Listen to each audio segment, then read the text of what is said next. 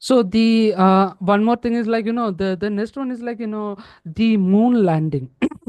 I believe that Hmm. people has actually landed in the moon. What do you think? Do you believe that people have never landed on the moon? And No, what? of course, we landed on the moon. Mm-hmm. Of course, we landed on the Yeah, moon. that is something which I cannot buy at all. Like, the so what is that major thing that the propagators are the paparazzis are bringing up? Like, this is the thing. Well, it was funny because it happened in July 20th, 1969, and they did a poll of people shortly, it's like a month afterwards, and already something like 20% of Americans said they found it was such an incredible feat they found it hard to believe. And then whatever. Life went on, and there was Watergate and all this. And then in 1976, a guy wrote a book called We Never Went to the Moon, America's $30 billion Swindle, which supposedly laid out all these proofs about how you can tell that we didn't go to the moon. And that really, so it's 1976, it's 7 years later that this really starts to kick off.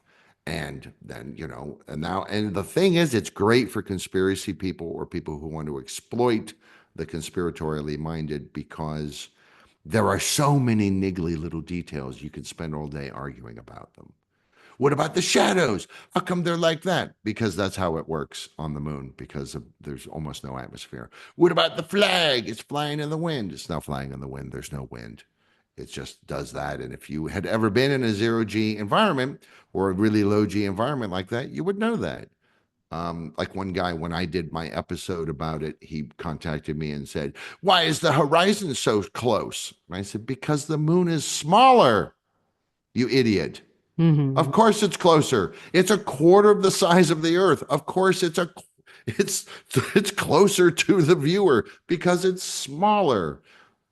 I mean, it just doesn't take that much thinking about it. And then the other thing that made people start going, was at the same time Stanley Kubrick came out with 2001: A Space Odyssey, and his special effects guy was Douglas Trumbull. And Douglas Trumbull would go on to become an important part of Industrial Light and Magic and basically define those late 70s and 80s special effects that Industrial Light and Magic and Lucasfilm got very famous for making.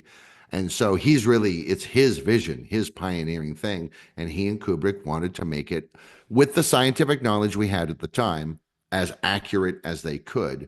So, what a surprise that it turns out that when we see images of the actual moon, it looks a lot like the stuff in that movie, which then leads people to say Stanley Kubrick filmed the moon landing, the fake moon landing, and Mm-hmm. that's why they look the same because they're the same footage, but they're not. If you look at the footage from the movie and you look at the pictures from the actual footage from the Apollo program, they're not exactly the same. There are differences because Trumbull and Kubrick got some of it wrong. And then the question is, why? Why? Why would they do it? Why would they do it? Oh, well, because the space program is a lie, and NASA is just a black ops budget that they claim is for a space program, but there is no space program, which then feeds into flat Earth and feeds into a bunch of other things. For me, the number one proof that, or let's say assumption that absolutely these ideas that it was faked are not true, is that it is known that in the late 60s, there were quite a number of Soviet spies who had infiltrated various levels of the American government.